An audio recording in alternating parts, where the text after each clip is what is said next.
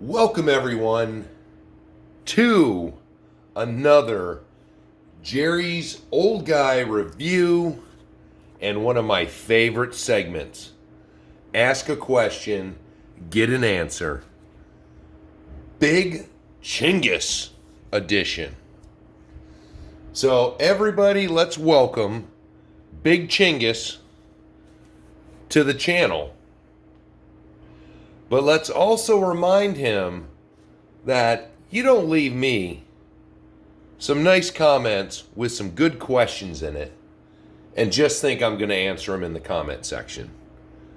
Any of you who have been here any amount of time know that I'm going to do a video, because me just typing it out to you isn't going to clarify when you can physically see it on the bench. So Mr. Chungus's questions involved he wants to know the Overland versus the Beast 2 on rough terrain. My opinion, we will cover. He wants to see the Overland interior, which I am sure I did not show everybody that when I got done with it. So there's another thing. And the third question was he wanted to see if I had done a custom interior on the Beast 2. Sorry, Big Chungus, I didn't. But we'll cover that. So guys, you know I got some time on my hands. I've been doing a lot of tinkering on the shop. So this one may be a little bit longer because I talk to the dogs all day, but they just don't really answer me back.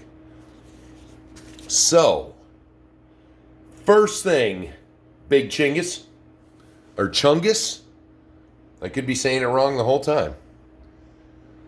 The Beast 2 and the Overland are two entirely different animals. The Beast 2, while a lot of channels will claim it's a trail truck, it has a link suspension and separate axles like any crawler on the market. The Overland has a conventional, true to scale leaf sprung axle setup. Now, the Overland has a lot of extra doodads that hang down low. You've got stairs, you've got air tanks, you've got a spare tire. It is a long chassis vehicle, and everything hangs down low to include the transmission. We are going to, right now, flip them over. So, you've got the Beast, where my hand is. That is where the transmission is. If we try to hold it, it's tough with the camera angles. Okay, let's just get a stand. Let's see if that will help. Because the stand, theoretically, we stick it underneath. This way I'll have an extra hand. So, with it on the stand, you see how high that clearance is. You've got nothing below, or the only things below that transmission is the differentials. Nice, and the boxes are up high, so none of this stuff will drag going over obstacles. Oh, my guy flopped over there. You know, the only thing that drags a lot, as you can see from the paint, are those two rear links when it goes up obstacles. Now, I've seen that there's fixes for those. There's some people that have made relocation kits so they tuck up higher in the body. But this truck, when I got it, was mainly for the hard body. I wanted a Hemet, but nobody at the time had a Hemet, so I settled for the man. Now, we go back in history to my build, and on the video I've told you guys, when I first got this truck, I started doing the wheels and tires with the gazillion nuts and bolts that put them on. The problem was I was having a problem with my wrist, and I didn't quite know what was going on, and it was really hurting when I was doing this.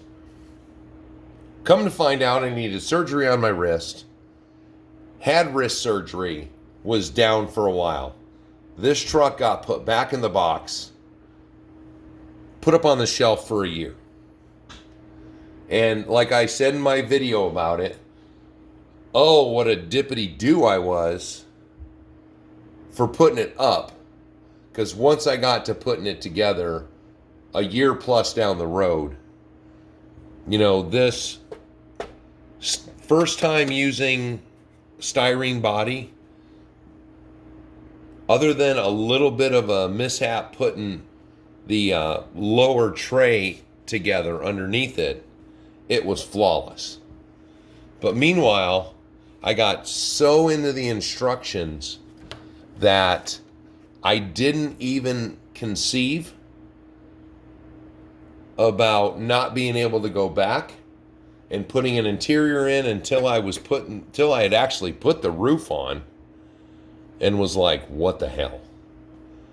Because you've got these slots in it. You know, that would have been a good place to put some lights.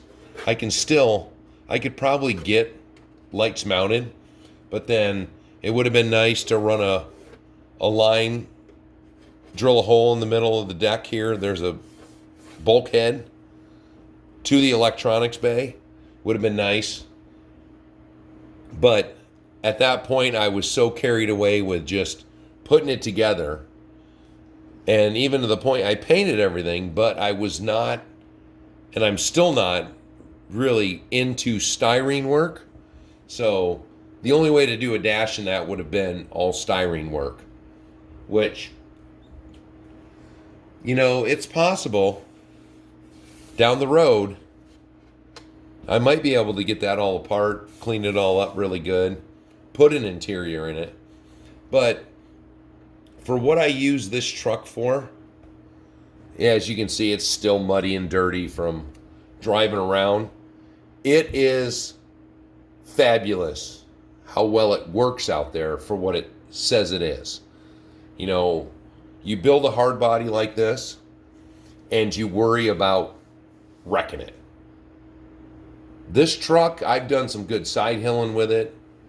It's gone up some substantial inclines where I thought, oh crap, it's going over. But it hasn't. So the more you do that, the more you get away with not damaging the body.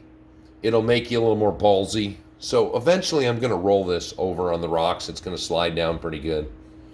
But, oh well. At this point, there's a couple guys in it. I put a guy on the top that mans the 50 cal. And, you know, it's just an enjoyable 2-speed transmission. The 2-speed, I almost never put it in high gear because it is actually pretty peppy.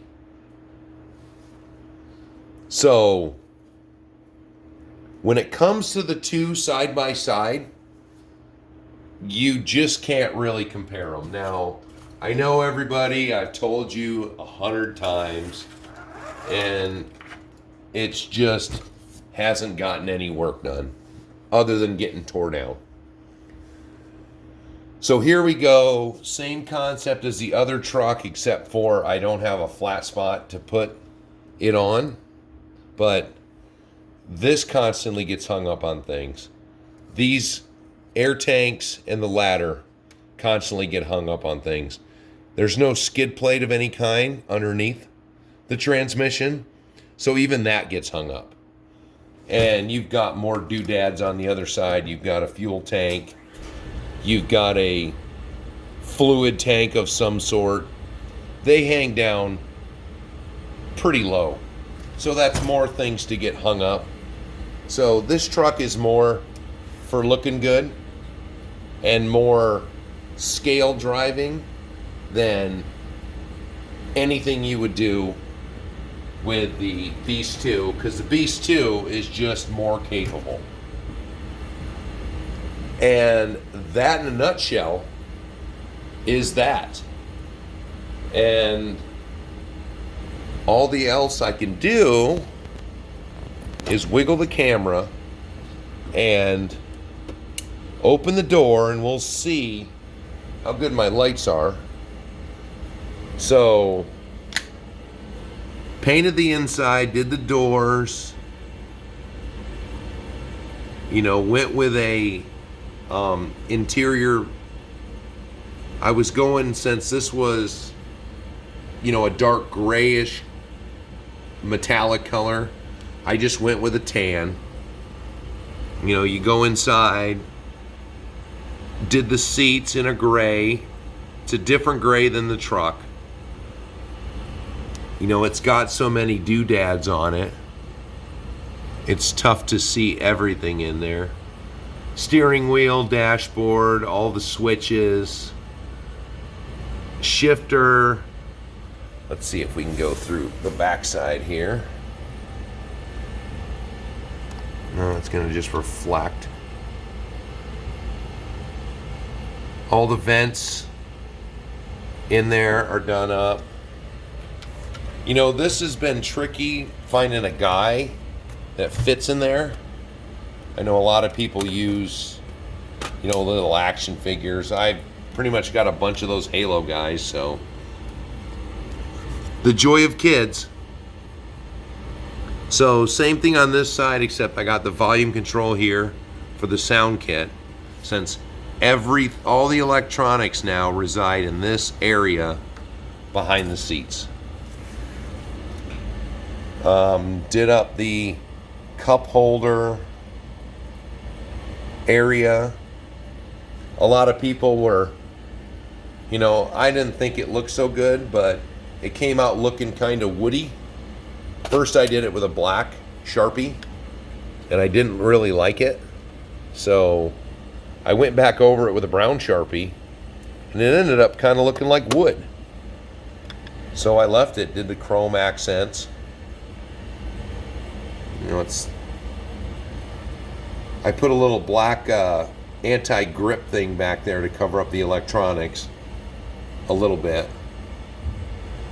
So it looks like it's a little bit like an Indian taxi now. It's got some, beadwork back there, so to speak. But yeah, you can kind of see down in there. There's all the electronics are down in there. If you cover up the transmission, and then you just see my hand. So there is the interior on the Overland, and you peek in the window. Oh, that poor guy, he got in a wreck. There is nothing going on inside of Beast 2. So there you go. Not super quick, but Big Chungus, I hope I answered your questions. And if not, shoot me some more questions. I'll answer those too. Everyone else, with the time on my hands, I've got the first versus challenge is what I'm calling the competition between vehicles on my course. So I've got the first one made. So beware. This is Thursday. Let It Fly on Fridays will be tomorrow. And I've got a page full already. So thanks everyone. Thanks Big Chungus for stopping by and being my most commented new subscriber ever. Keep it up. Go back. I got a lot more videos than 7, so you got to catch up. Everyone else, I will see you tomorrow.